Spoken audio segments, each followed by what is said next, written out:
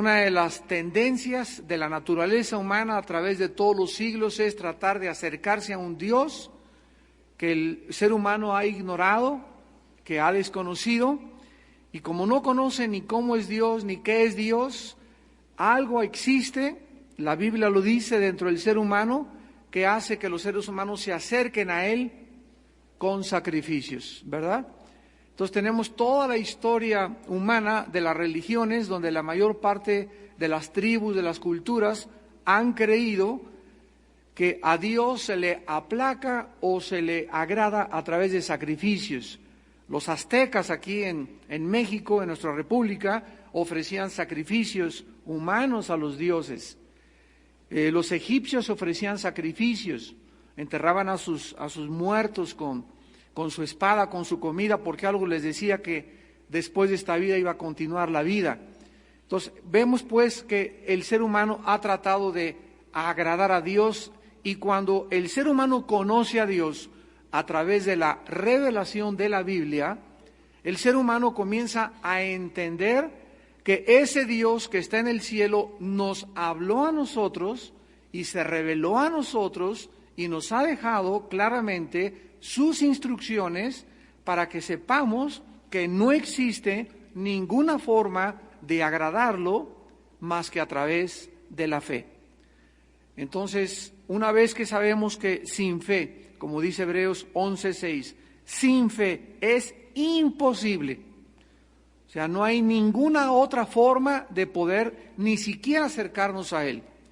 No hay forma de acercarnos a Él, no hay forma de simpatizar con Él, no hay forma de atraer su gracia, de atraer su favor, sus bendiciones, más que a través de la fe. Siendo esto así, qué importante es entonces conocer qué es la fe. Porque una de las doctrinas, precisamente como es de las más importantes, es una de las que más se ha distorsionado, una de las que más se ha pervertido, y tú oyes a la gente que dice: por fe voy a ir a Acapulco mañana, o por fe voy a tener esto, por fe yo creo que va a ser mi hijo niño. Y cuando oímos tantas barbaridades como estas expresiones, nos damos cuenta que pues la persona que se expresa así no ha estudiado ni ha conocido qué es la fe. Porque la fe no es una lámpara de Aladino. Por fe creo que mañana me saco la lotería. Por fe yo voy a tener una casa dentro de 2 meses. Por fe yo voy a irme a Veracruz. Mañana por fe me voy a ir de misionero. Cuando nosotros no tenemos una promesa que respalde lo que Dios ha dicho, no es fe.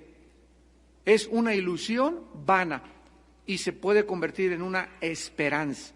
Entonces cuando dices, bueno, yo espero ir mañana, no digas, por fe voy a ir mañana. Espero que mañana voy a ir para allá, pero no es fe. Tenemos que entender qué es la fe, con diferencia de la esperanza, y además cuando es una fe ciega. Vamos a recordar en Hebreos 11:1 qué es la fe en primer lugar. La Biblia nos enseña que la fe tiene 2 características esenciales, 2 ingredientes esenciales. Y si estos 2 ingredientes no están, tu pastel no sale del horno. Entonces, así como cuando nosotros cocemos o cocinamos un pastel y nosotros estamos tratando de que salga bien, los ingredientes son esenciales. Un ingrediente que le falte a una receta de cocina ya no te sale exactamente como debería de ser. Y así es también muchas cosas en la Biblia, espiritualmente hablando. Los dos ingredientes esenciales de la fe es la certeza y una convicción. La fe es una certeza en primer lugar, y esta palabra hupostasis en el griego significa una seguridad. Pero realmente la palabra hupostasis significa literalmente, o viene de 2 palabras, que es hupo, que en el griego significa ponerte debajo de. Fíjense qué interesante es esto. Y la otra palabra, stasis, que significa pararse. Entonces, hupostasis significa pararte debajo de algo.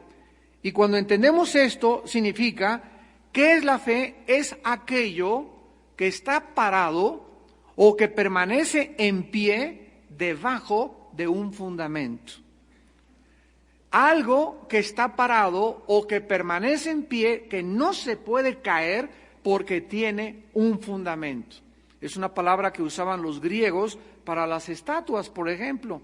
Entonces, una estatua que querían los griegos poner sobre algún pedestal, no la ponían sobre un pedestal porque el pedestal pues es móvil y es frágil y un temblor podía tumbarlo. Entonces lo que hacían era que ponían un cimiento. Entonces cimentaban una estatua abajo y la ponían arriba de la superficie de la tierra y la estatua podía temblar y todo, pero como tenía un cimiento no se podía derrumbar. Y de ahí vinieron las famosas construcciones también, donde Jesús dijo, si tu casa está construida sobre la arena, vendrán los ríos, las aguas y los vientos, y tu casa se va a derrumbar. Entonces los arquitectos y los que comenzaron a construir, en Grecia y en Roma principalmente, comenzaron a construir todo con fundamentos. Entonces ponían la casa, pero debajo de la casa había un cimiento, una construcción que hacía que la casa no se pudiera mover.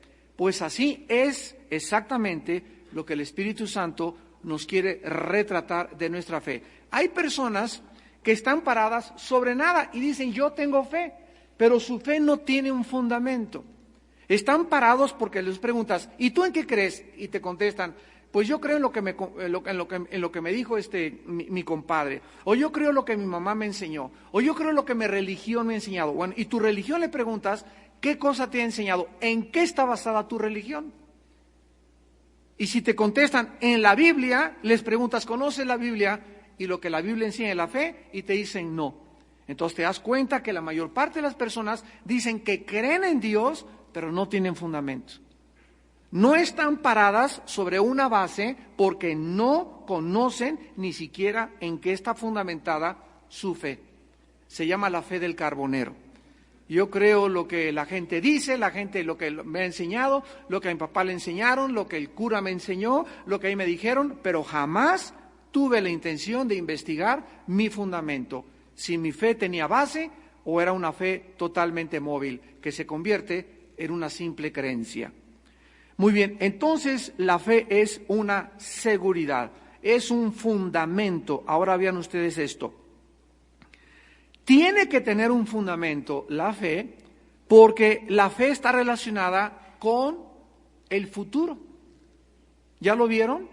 La fe es la certeza de lo que se espera. Entonces Dios me dice, yo estoy joven y me dice Dios, te vas a casar, Armando, y tengo para ti una muchacha. ¿Qué necesito para permanecer firme y no irme con la finta con otra muchacha que no sea cristiana? O con un muchacho que no sea cristiano. ¿Qué necesito?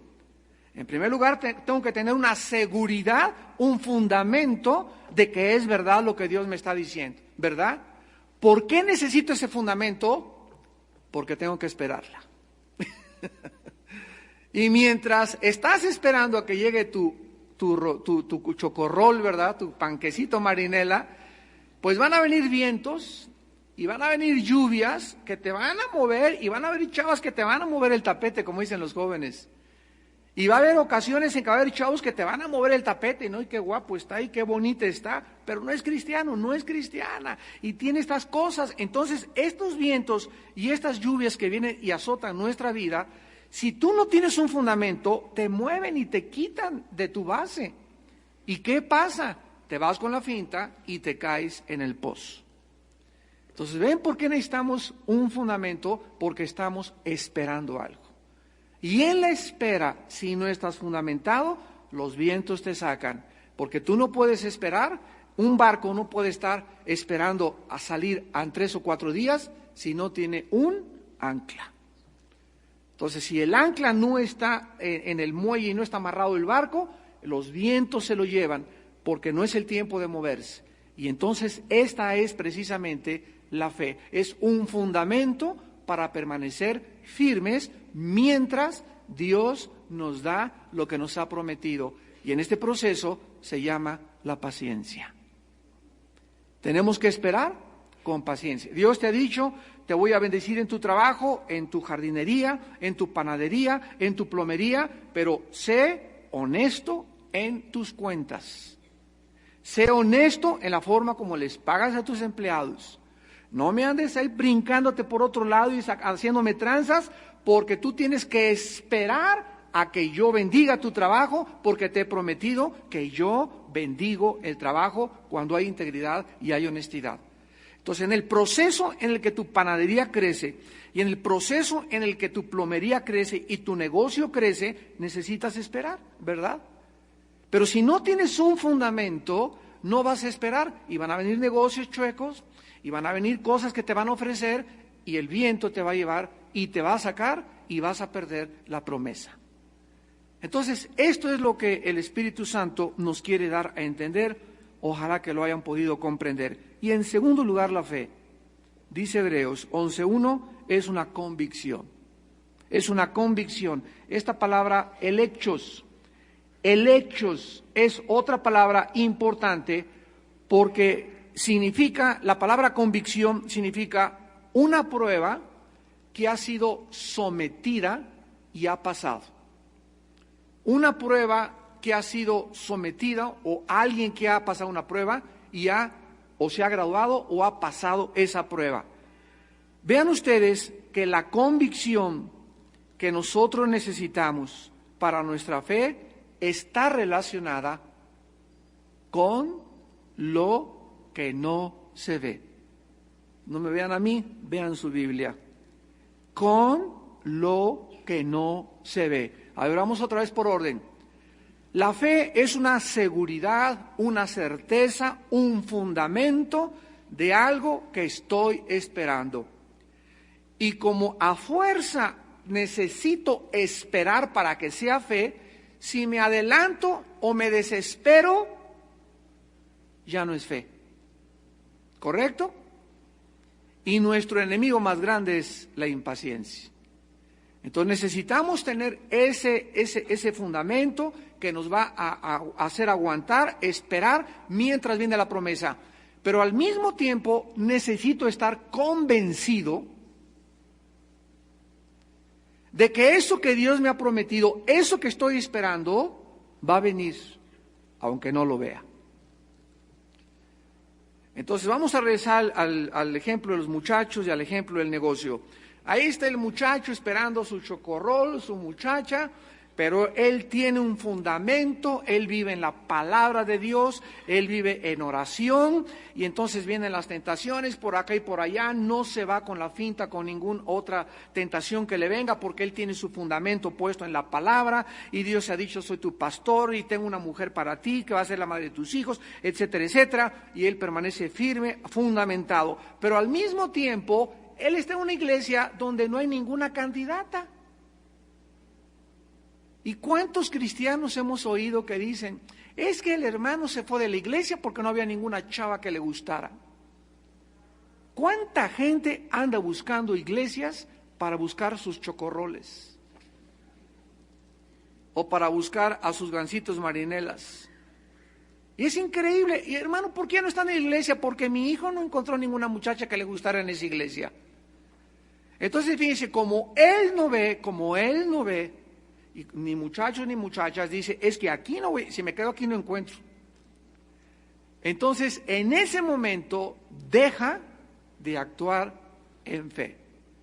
Porque él está esperando ver para poder convencerse de que Dios es fiel. Y Dios te dice, mira, yo te quiero en esta iglesia, pero quiero decirte, van a pasar 2 o 3 años y esa muchacha no la vas a ver. Y tal vez la última semana que hayas aguantado de espera, esa muchacha que estabas esperando, de algún lado, así con paracaídas, va a caer aquí en la iglesia. Ese muchacho va a caer aquí sin que tú te des cuenta. ¿Por qué? Porque has esperado. ¿Y qué te hizo esperar? Estuviste convencido. ¿Por qué? Porque aunque no lo veías, tú le creías a Dios, porque la fe no puede ser guiada por la vista. Si no, no es fe. Caminamos por fe, no por vista. Si ya lo ves, ya no es fe. Igual con los negocios. Tú ahorita volteas y no, pues aquí el que no tranza no avanza, hijo. Aquí el que no acepta aquí una mordida, pues no se puede progresar en la vida. Bueno, eso es lo que te dice la vista. Pero Dios te dice, nada te faltará, no te dejaré, no te desampararé. Entonces tienes una convicción profunda, aunque tú no veas eso, lo crees. Y eso es lo que agrada a Dios. Que vivamos no por lo que vemos, sino por lo que Él nos ha prometido. Y en ese momento, cuando tú le crees a Dios, aunque los ojos te dicen otra cosa y te aferras a sus promesas, haces que Dios entre en acción. Porque si algo hace que Dios mueva su trono y actúe a tu favor o a mi favor, es la fe. Y lo mismo pasa con nosotros como padres también. Tenemos la promesa de que nuestros hijos serán benditos y nuestra generación heredará la tierra. Y yo pelearé por tus hijos, dice el Señor. Y voltea un padre y me dice, Armando, es que mi hijo va de mal en peor. Mi hija va de mal en peor. Eso es lo que tus ojos te están diciendo. Pero somos guiados por... ¿Y qué te dice Dios en su palabra? Dios te dice que si tú permaneces fiel, orando por tu hija, orando por tu hijo, aunque veas que tu hijo va de mal en peor, Dios va a actuar. Ahora, ¿qué necesitas mientras Dios trabaja en tu hijo? Esperar su conversión. ¿No es verdad? Esperar que ese sinvergüenza venga al camino de la cruz. Esperar que esa muchacha loca agarre la onda y se dé cuenta que el mundo no tiene nada que ofrecerlo. Pero a lo mejor va a pasar 2 años. O a lo mejor van a pasar 3 años. ¿Y qué necesitas en esos 3 años? Un fundamento. Algo donde pararte que no te haga mover y que no te desanime. No, ya para que ya Dios no me contesta. Este chavo ya está hasta en las drogas. No, ya para qué. Tú necesitas fundamentarte y agarrarte y no moverte, porque los vientos las lluvias y los ríos van a hacer que nos movamos, que nos desanimemos, que creamos que Dios ha fallado, pero Dios no puede dejar caer ni una sola palabra de su Biblia en la tierra. Porque mi palabra no vuelve vacía, dice el Señor. Y haré todo lo que dice mi palabra. Dios no puede divorciarse ni podemos separar a Dios de su palabra. Dios, lo que ha dicho y la acción de Dios en su palabra es lo que se llama la integridad. Lo que Dios ha dicho lo tiene que cumplir y lo tienes que creer, y para el día que venga necesitas un fundamento. ¿Lo van entendiendo? ¿Cómo opera la fe? Entonces tenemos que comprender esto y eso es lo que se llama creer a pesar de las circunstancias. Un ejemplo, Abraham, ven para acá, vas a ser padre.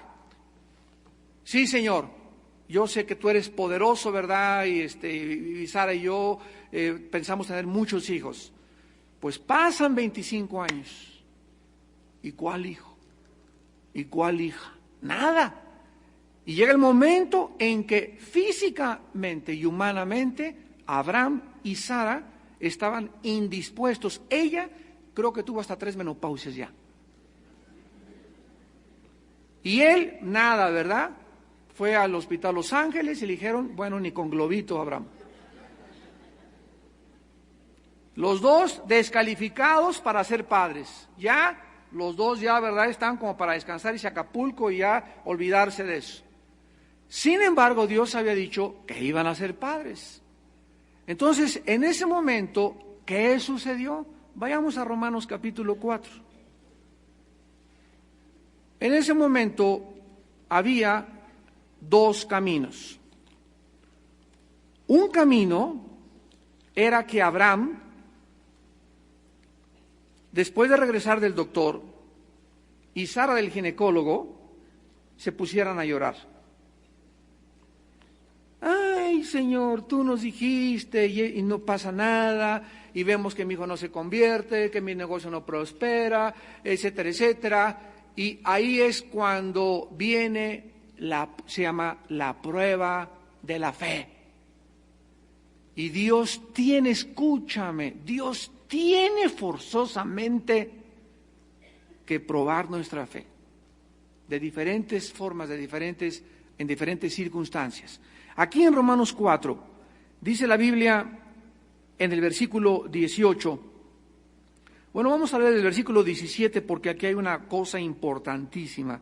Dice Romanos 4, 17, como está escrito, te he puesto por padre de muchas gentes delante de Dios a quien creyó. Escucha esto, el cual da vida a los muertos y llama a las cosas que no son como si fuesen.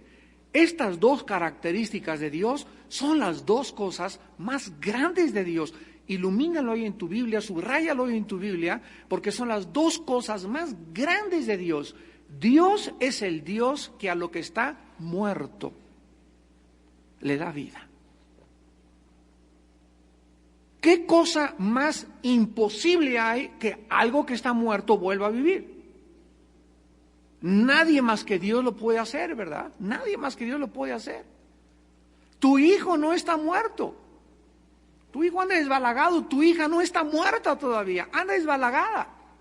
Tu negocio no está muerto, tu vida no está muerta. Bueno, si a las cosas que no están muertas, Dios las puede reestructurar y las puede otra vez reformar y cambiar, ¿cuánto más a tu hijo, a mi hijo, a mi negocio, a tu negocio, cuando Él es el Dios que a los muertos les da vida? Y nosotros tenemos que creer eso. ¿Cuál es la esperanza de nosotros los cristianos para vivir una vida santa? Que vamos a resucitar, que no vamos a quedarnos en la tumba. ¿Lo crees? Dice 1 Juan 3:3 que el que lo cree se purifica a sí mismo. O sea, no digas, sí lo creo, sino vívelo, demuéstralo con la forma en que vives, de que crees en la resurrección de los muertos. Y en segundo lugar, dice la Biblia que el Dios que estamos sirviendo llama las cosas que no son como si fueran. A Abraham le llamó padre cuando humanamente no podía ser padre. A tu hija Dios le dice, va a ser profetisa aunque ahorita ande en la calle. A tu negocio que ya no tiene ninguna esperanza humana, ni contable, ni económica, ni administrativa, Dios lo revive tu negocio y levanta tu negocio y levanta tu vida, tu matrimonio que no tiene esperanza. Dios es poderoso para hacer revivir ese amor, para darte amor por tu esposa, para darte amor por tu esposo. Él es el Dios que llama las cosas que no son como si fuesen. Lo que nosotros decimos ya no sirve, ya no hay esperanza, está muerto, Dios lo llama de otra manera. Y tú tienes que creer eso, que Él es el Dios que puede resucitar matrimonios, resucitar vidas, restaurar personas, cambiar al borracho en una persona sobria, cambiar a un cobarde en un valiente, a un drogadicto en un profeta, a un comunista en un apóstol. Él es el Dios que llama las cosas que no son como si fuesen. Tú tienes que entender y conocer a ese Dios. Ahora vean cómo operó esto en Abraham. Versículo 18. Él está hablando de Abraham. Creyó en esperanza contra esperanza, para llegar a ser padre de muchas gentes. O sea, la primera esperanza que Dios le da es va a ser padre, ¿correcto? Entonces Abraham pasó 25 años cuando todavía podía con Sara, ¿verdad? Bueno, vamos a ser padres, vamos a ser padres, vamos a ser padres, vamos a ser padres. Y llegó un momento en que esa esperanza humanamente se murió. Dios permitió que humanamente se muriera la esperanza. Y entonces Abraham, del momento en que ya el doctor le dijo, ya no pueden ustedes, ¿verdad? Y humanamente ninguno de los dos son capaces de traer un hijo al mundo, en ese momento la esperanza anterior se murió, pero ahora venía otra esperanza mucho mayor de que a pesar de que humanamente no podían ser padres, Dios lo podía hacer. Antes creyeron que iban a ser padres humanamente. Sí, Padre, queremos tu promesa de que vamos a ser padres. Pero cuando humanamente murió la esperanza, vino otra esperanza más grande, la de la resurrección. Que Dios podía revivir sus cuerpos para que pudieran ser padres. Esto es lo que significa creyó en esperanza contra esperanza. Dios muchas veces parecería ser como que nos matara esa esperanza de que ya no vamos a tener esa promesa. No, mi vida no cambia, ya tengo 33 años, ya no me he casado, tengo 35 años, yo creo que ya no hay esperanza, para mí se me fue el camión. Sin embargo, ahí es, amados santos, donde Dios nos quiere llevar muchas veces, a que humanamente no veamos la puerta, a donde, según mis conjeturas y mis reflexiones y mis proposiciones filosóficas, no es este negocio no se levanta, mi esposo no cambia, mi esposa no cambia, y nos lleva a un momento Dios donde muere toda esperanza humana, para que ahí, en ese momento, donde llegamos a un rincón y no veíamos la salida, Él abra el mar rojo. Aleluya, gloria a Dios. Bendito sea su santo nombre.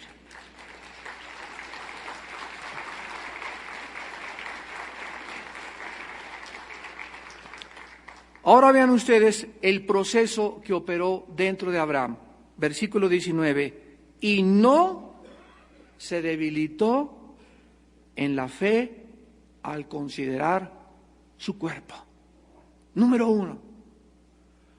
Cuando venga el viento y cuando venga la lluvia y cuando vean las circunstancias que están operando en contra de lo que Dios te ha dicho, es el momento en que te puedes o debilitar, desanimar y tirar la toalla, o hacer lo contrario, aún fortalecerte más. Cuando Abraham se dio cuenta que ya no podía y que tampoco Sara, en lugar de ya ves, Sarita, no, vámonos ya, Tepoztlán, vámonos a otro lado ya para qué, ¿verdad? No, ya tengo 33, 34, ya no puedo, ya no voy a casarme nunca. No, ya mi negocio ya no tiene resultado. No, mi esposo, no, para que lo cambie, ¿verdad? Ni el diablo cambia con este sinvergüenza. Cuando lleguemos a esa circunstancia en la vida donde no veamos la salida y donde parece todo obrar en nuestra contra y la promesa de Dios no parece que es una realidad, ahí es cuando debemos de fortalecernos. Porque es el momento más peligroso de la fe. Cuando todo parece obrar en contra de tu sueño, de tu esperanza, de tu ilusión. No, hermano, ya mi hijo, me dijeron que ayer lo pusieron en la cárcel por tráfico de drogas. Y Dios me dijo que iba a hacer, y ahí está, le van a echar 25 años. Pues ¿sabe qué, hermana? Tal vez ahí, en la cárcel, es donde se va a convertir. No, pues mi hija, ¿verdad? Ya agarró y se fue y se embarazó. A lo mejor su embarazo y verse como una madre soltera era lo que necesitaba para agarrar la onda. Pero tú no te debilites. Sigue creyendo que Dios es todopoderoso. Y Él usa muchas cosas. Nosotros quisiéramos que tu hijo fuera en un servicio, sí, se convirtiera luego, y que todos quisiéramos que nuestros hijos nunca se apartaran, y que nunca pecaran, y que nunca cayeran, que nunca se ensuciaran, que mi hija se casara con el príncipe valiente, y que tuviera cara de San Martín de Porres, y que ella, y todo bonito, de blanco los dos, ¿verdad? Y soñamos, y pues quisiéramos todas esas cosas, ¿no? Pero muchas veces,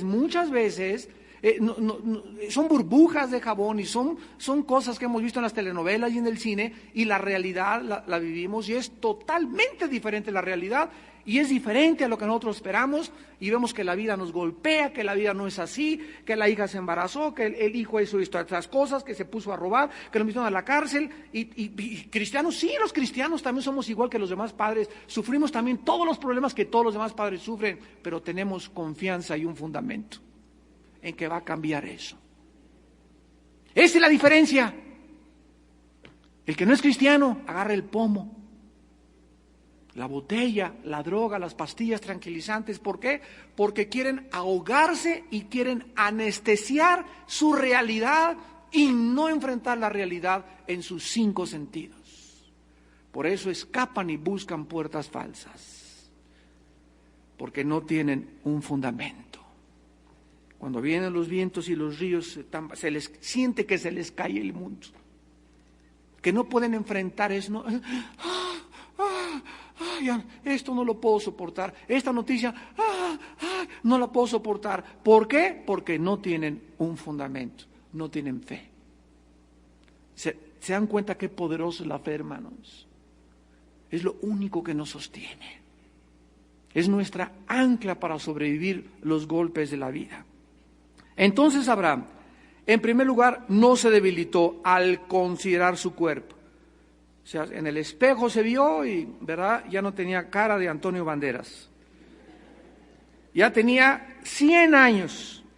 Y por otro lado, su mujercita era estéril y le había pasado, como dice en Génesis, la edad de las mujeres, ¿verdad?, la menopausia. Entonces, en segundo lugar, dudó, versículo 20.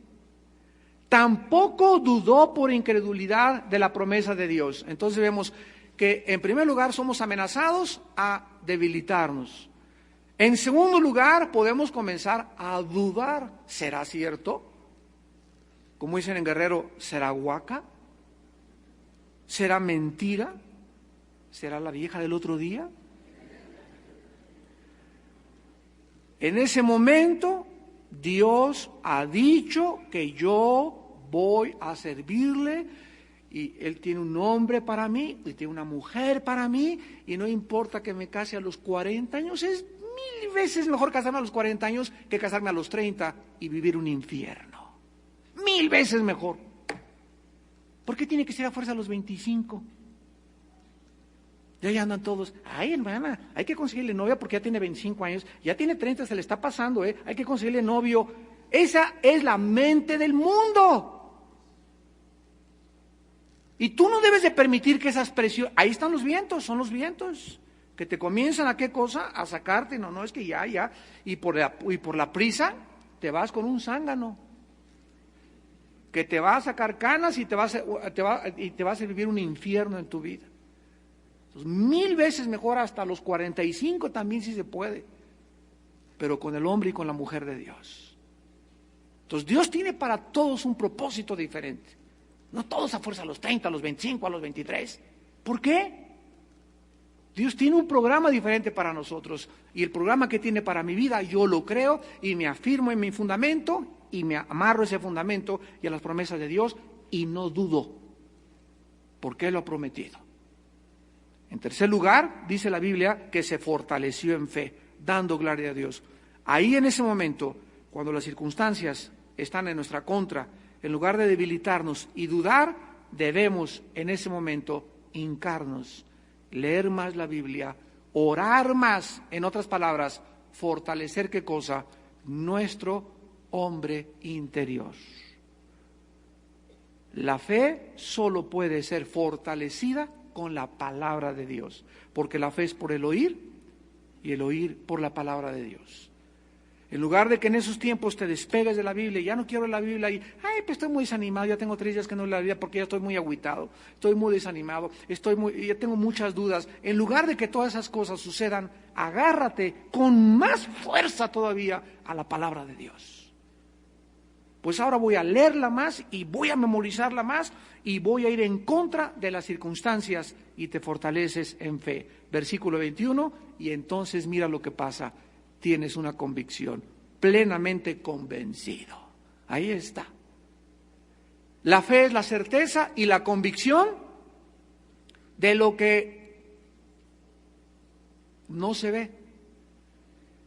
Abraham no veía en su esposa físicamente nada, ni él, pero estaba convencido de que está hablando de Dios, poderoso para hacer lo que le había prometido. La fe está relacionada con el futuro y con el mundo de lo invisible. La fe es la certeza de lo que se espera, está relacionada con el futuro, y la convicción de lo que no se ve con el mundo invisible. Entonces, la fe es la capacidad que Dios nos da mediante el Espíritu Santo para esperar y ver otro mundo que no sea el mundo físico. ¿Ya lo apuntaste? Ay, hasta me emociono yo también. Bueno, vamos ahora rápidamente a ver algunos errores acerca de la fe. Vamos a ver algunos errores de la fe. En primer lugar, dice 1 Corintios 15, 17, 1 Corintios 15, 17, que la fe no es ciega. ¿Sabían ustedes que tanto la credulidad como la incredulidad son pecados? A ver otra vez. Creer algo, credulidad, que Dios no ha prometido es pecado, no es fe. Y no creer lo que Dios ha prometido también es pecado. Una vez a mi esposa y yo llegó una persona y nos dijo, ay, pues Dios le dijo a una persona allá en Estados Unidos que esa fórmula que él había desarrollado en su laboratorio era para sanar todas las enfermedades. Y esta persona que nos llegó con este rollo, ¿verdad?, de que una persona en Estados Unidos cristiana y que Dios le había dado esa fórmula para sanarlos, que era y cuando me dijo eso a mí esa persona, le dije, pues puede ser y no puede ser, pero ¿sabes una cosa? Que yo no lo creo. Para mí que parece un choro de Tepito.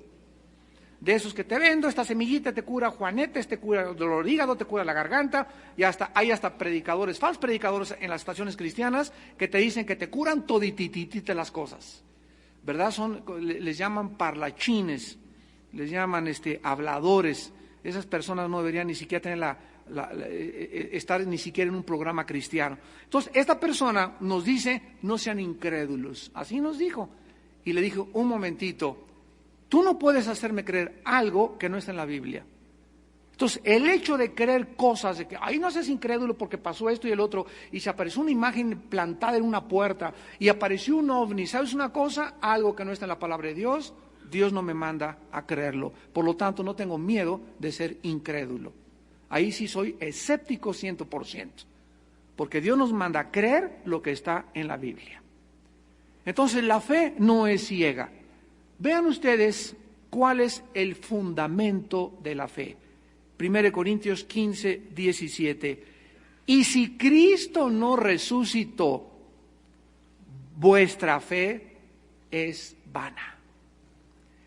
¿Cuál es el fundamento real para que nosotros podamos pararnos sobre una base firme y mirar el mundo como si no lo viéramos con los ojos físicos, sino con los ojos que Dios quiere que lo veamos en el mundo espiritual a través de la Biblia, que Cristo no se quedó en la tumba y resucitó a los 3 días de entre los muertos?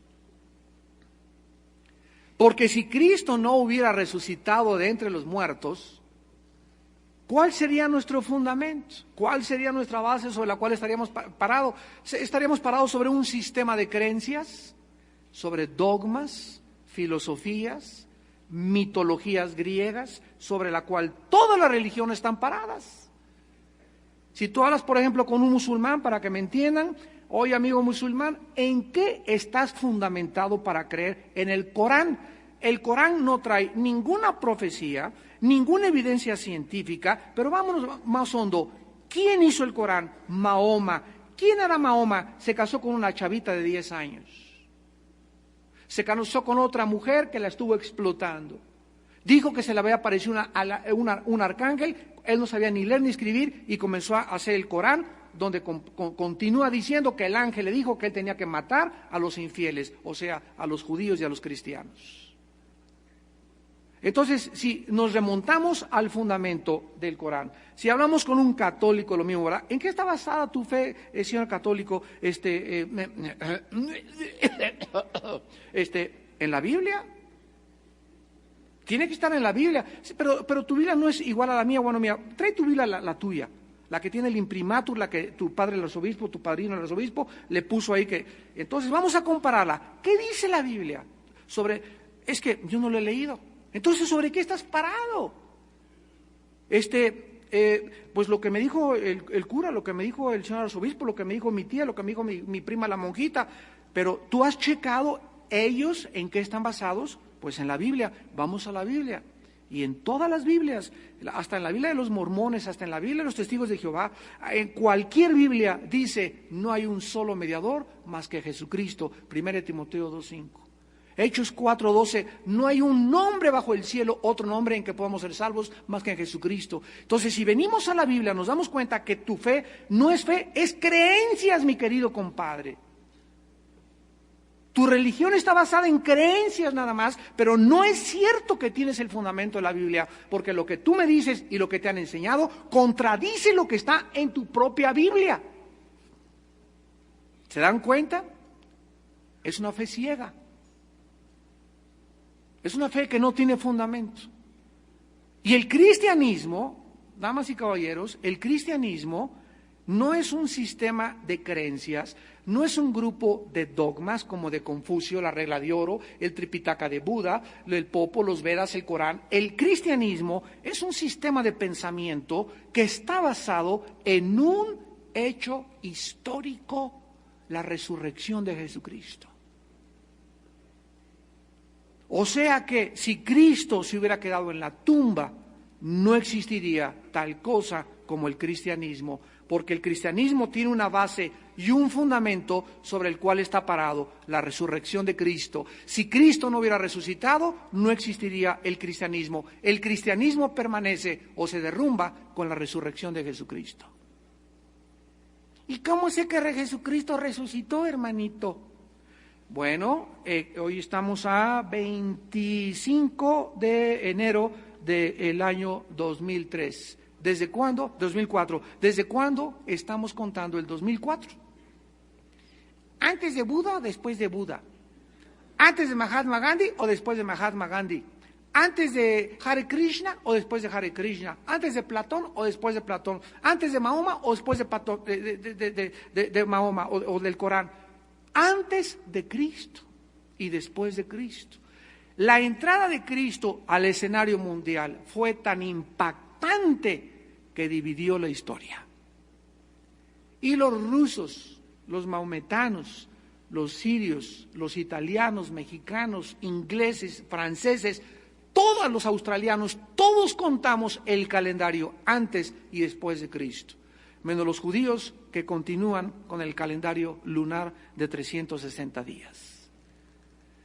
Ahora, ¿por qué Cristo fue tan impactante que dividió la historia? Porque la resurrección de Cristo fue lo que hizo que los apóstoles, que después de que lo crucificaran, se echaron a correr y se encerraran. ¡Ay, ahí viene el gobierno romano contra nosotros! Nos van a matar igual que a él. Y estaban como cobardes encerrados en un cuarto y titiritando, ¿verdad? Cuando Cristo atraviesa la pared y les dice, pongan su mano aquí en mi mano, mete tu mano, Tomás, en mi costado, y lo ven resucitado, ven que es real, ven que venció la muerte, ven que hay vida después de la muerte, y eso los anima, los impulsa, los enciende para ir al mundo y enfrentarse al imperio más cruel, más sanguinario que el romano, y gritarles a todos los que crucificaron a Cristo, arrepiéntanse, porque si no serán condenados y serán llevados al infierno. Y los agarraban y los metían al Coliseo y les echaban a los leones y les echaban las panteras y les arrancaban las uñas y los quemaban en antorchas vivos, los enterraban en su excremento, en su orín, les ponían muertos para que, los amarraban con muertos para que se murieran de esa forma, y sufrieron cosas indecibles e indescriptibles de crueldad.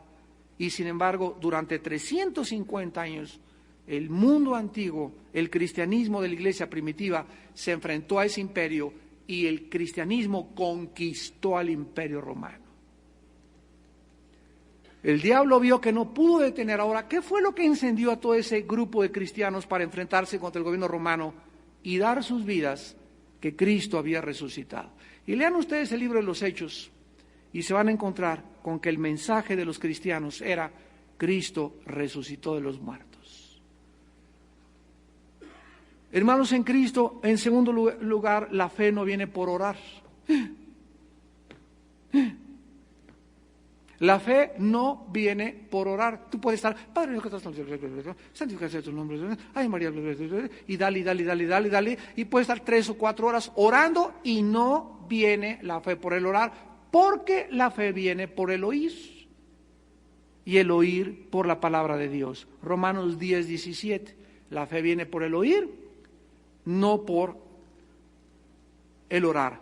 Veamos en Efesios 3, versículo 16.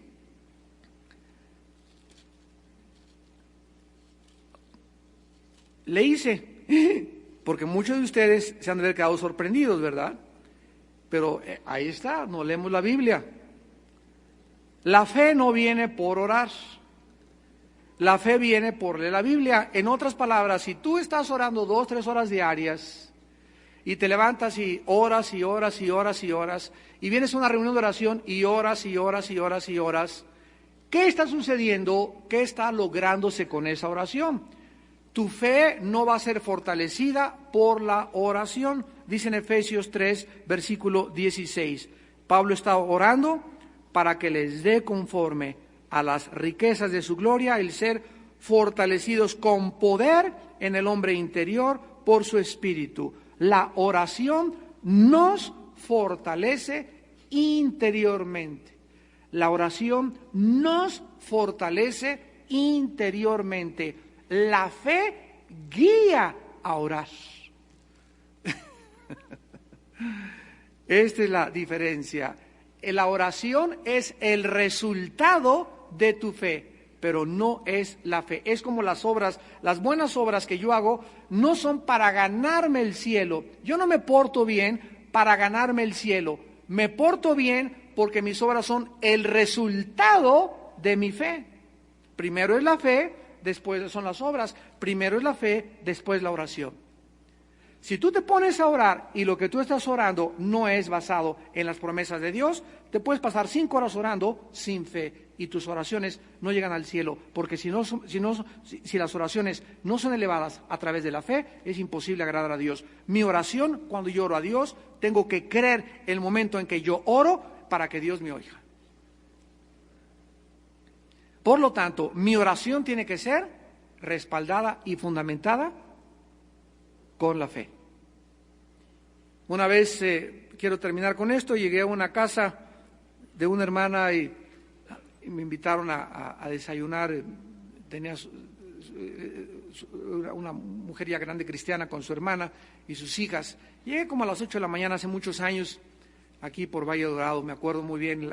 Y llegué, sí, pásale hermano pastor, aquí está, siéntese ahí, ahorita mi mamá está ahí arriba. ¿Qué está haciendo tu mamá? Le pregunté a una de sus hijas. Ay, hermano, está orando con el Señor. Se iba muy espiritual, ora con el Señor. Eran como las 8 de la mañana, pues ya a las 8:30. Le dije, dile a tu mamá que no traje tortas, le dije a la hermana, ¿no? Que a qué hora es el desayuno. Total, que ya baja la hermana. Ay, hermano Lucien, ¿cómo está? Y me agarra, ay, hermano, y comienza. Pero estaba así que casi se le salía el corazón. Y le dije, ¿de dónde viene usted? De orar, hermano. Y le dije, regrésese otra vez. Pero tengo media hora ahí. Le digo, ¿sabe una cosa? Puede estar usted ahí 3 horas, pero lo único que le puedo decir una cosa, usted no estuvo en la presencia de Dios. Regrésese otra vez a su cuarto y hasta que no deje usted sus cargas y usted se pare y sepa que Dios le escuchó, es cuando tenemos el descanso de nuestra alma. Pero tú no puedes llegar con Dios medio hora, ay Señor, ay Señor, ay Señor, ay Señor, porque ¿dónde está entonces tu fe? Para creer que llegamos así, Padre Santo, se nos sale el corazón, mi hija, Señor Santísimo, mi esposo, etcétera, etcétera, pero comenzamos a alabar a Dios. Padre, gracias por tus promesas, quiero confiar, confío en ti y me deleito delante de ti, tú me concedas las peticiones de mi corazón. Y comenzamos a hablar la palabra, a confesar la palabra y comenzamos a entrar en un estado de paz, de tranquilidad, donde creemos que estamos dejando esa mochila que nos está quitando la paz, la dejamos en la cruz cuando estamos orando, y como yo sé que ya le dejé mi carga a Dios, 1 Pedro 5:7, echando toda mi ansiedad sobre Él, porque Él tiene cuidado de mí, me levanto tranquilo, porque creo que Dios me escuchó y mi problema se va a resolver, aunque yo no lo vea. Pero si tú tienes una actitud que es contraria al descanso, a la paz y a la tranquilidad, mentiras que crees en Dios. Yo conozco muchos de ustedes y muchas de ustedes, mujeres y varones, que los conozco hace 5 o 10 años y no han cambiado. Siempre están, siempre están, ay hermano, le ganaron a Moisés en la tribulación del desierto. ¿Cómo está, hermano? Ay, pasando muchas tribulaciones. Ya ni Job, hijo. Padre, te damos gracias por tu palabra en el nombre de Jesús. Bendito sea tu nombre, Señor. El pueblo en el Antiguo Testamento pereció por falta de conocimiento. Y nosotros no queremos quedar postrados en el desierto por esta falta de conocimiento, por ignorar la Biblia, por no estudiarla sistemáticamente. Gracias, Señor, porque en tu palabra está el todo de nuestra vida cristiana. Todas las cosas que pertenecen a la vida y a la piedad ya nos han sido dadas por su divino poder, mediante el conocimiento de aquel que nos llamó por su gloria y excelencia, para que participásemos a través de grandes y preciosísimas promesas de la naturaleza divina. Bendito seas, Hijo de Dios. Bendito seas, Padre, porque toda palabra es inspirada por ti y útil para enseñarnos, redarguirnos, instruirnos, corregirnos, para que seamos enteramente maduros, completos para toda buena obra. Gracias, Señor, porque es el conocimiento de tu palabra la que nos infunde ánimo. Tus promesas son las que nos sostienen en tiempos de vientos adversos. Tu palabra es la que nos alimenta y fortalece interiormente nuestro espíritu. Tu palabra, Señor, es la que nos guía y nos da dirección. Tu palabra es la que nos da visión para vivir, esperanza y paciencia para esperar tus promesas. Te damos gracias, Señor, porque nos es necesaria la paciencia, para que habiendo hecho lo que nos has mandado, recibamos lo prometido.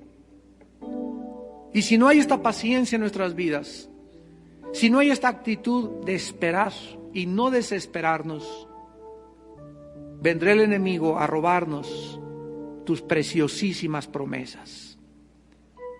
En esta mañana tal vez hay alguna persona que profesaba creer en Dios y ahora has descubierto